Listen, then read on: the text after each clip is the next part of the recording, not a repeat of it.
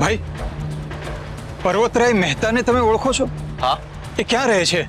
એમનું ઘર તમે બતાવી શકશો? ભાઈ, પર્વત કાકા તો છેલ્લા 5 વર્ષથી જુનાગઢમાં નથી.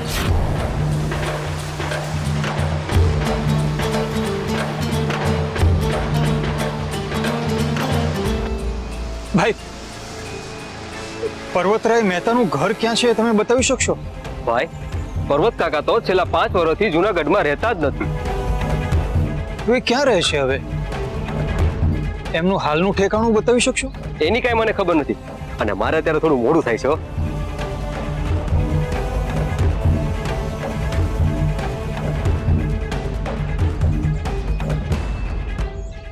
પર્વત કાકા જુનાગઢમાં નથી રહેતા તો એમનો કાગળ અમારા સુધી કેવી રીતે પહોંચ્યો? પર્વત કાકાનું કાગળ પણ આપી દીધું.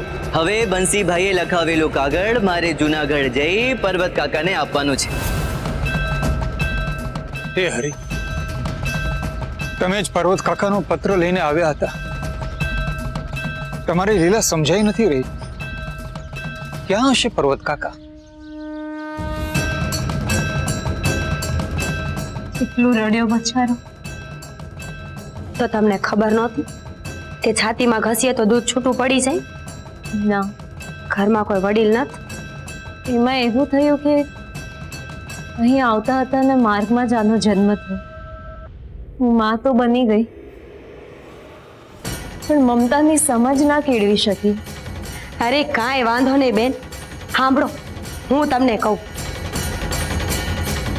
આ તમારામાં રહેલી માં છે ને એ મમતાની કેળવણી એ કરશે અને આ બાળકની જાળવણી એ કરશે. અને હવે આવું થાય ને તો કહેજો તમારા ધણીને આ છાતીએ થોડું ઘસી દેશે ને એટલે દૂધ છૂટું પડી જશે. આ ઘણી વખત બાળક લાંબા સમય સુધી ધાવણ ન લઈને તો આવું થાય. આ દૂધ છાતીમાં ભેગું થાય ને એટલે ગંઠાઈ જાય, જેનાથી આપણને છાતીમાં બહુ દુખે. એટલે હવે છે ને ધ્યાન રાખવાનું કે આ બાળક બંને બાજુ બરાબર ધાવે છે કે નહીં. ભલે. અને આ ઉપરથી હરખું કાંઈ ખાધું પીધું નહીં હોય ને? ના, કંઈ જ નથી ખાધું. હે મહાદેવ, લ્યો આ પ્રસાદી તમારા હાડીના છેડે બાંધી દો. અહીંયા કાંઈ વાસણે નથી કે એમાં મૂકી દઉં. લ્યો. જો તમારે આ બાળક હાટું ખાવું તો પડશે ને, રોજ તો દૂધ આવશે. અને આ મારું ઘર આ નજીકમાં જ છે એટલે કોઈને ખબર નહીં પડે ને, એમ આવતા જતા કાંઈક ને કાંઈક આપતી જઈશ. લ્યો, લઈ લ્યો.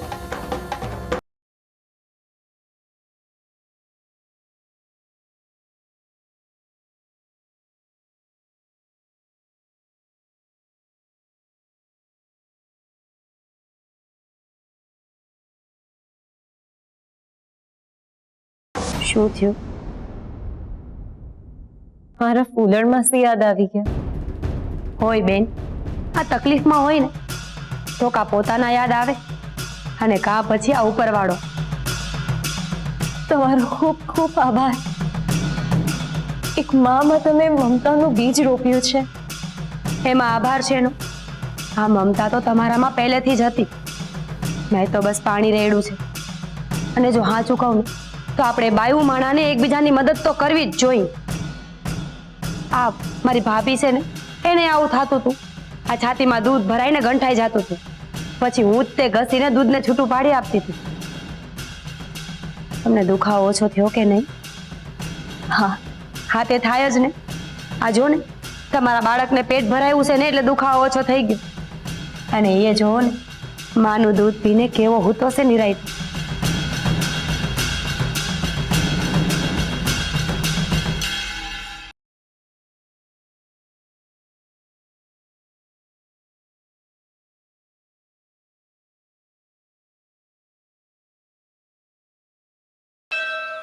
રાધે કૃષ્ણ.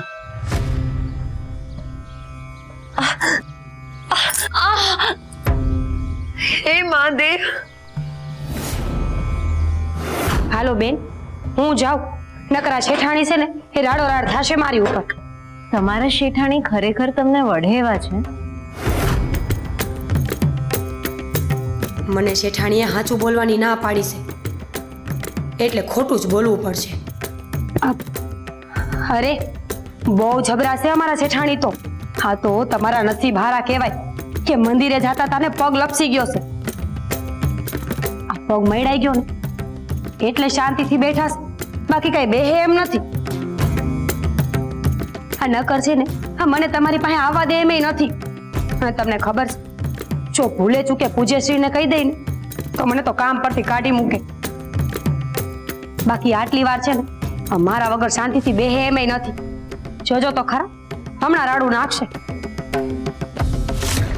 ભાઈ મને જરા ત્યાં બેસવામાં મદદ કરશો? હા